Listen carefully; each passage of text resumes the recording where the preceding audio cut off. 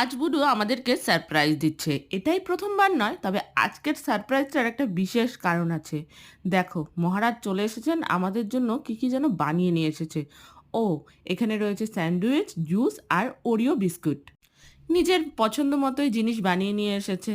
এবার তোমরা কারণটা জানতে চাও যে কেন আজকে ও বিশেষ করে এই ব্রেকফাস্টটা বানিয়েছে? দাঁড়াও বলছি।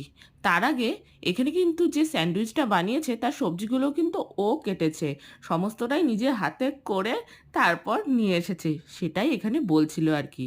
আর এবারে হলো তোমাদেরকে আমি বলি যে ও কেন স্পেশালি আজকে আরও এই কাণ্ডটা করলো। এই যে ল্যাপটপটা দেখছো, আজকে এই ল্যাপটপটার উপরও জুস ফেলে দিয়েছিল। না, না, ইচ্ছে করে নয়, ভুল করেই ওর হাত লেগে পড়ে গেছিল। বেচারা যেইটুকু ব্রেড ছিল তাই দিয়ে আমার আর ওর বাবার জন্যই স্যান্ডউইচ বানিয়ে নিয়ে এসেছে, তাই ওর জন্য আর স্যান্ডউইচ নেই। আমরা বললাম আমাদের থেকেই তুই খেয়ে নে।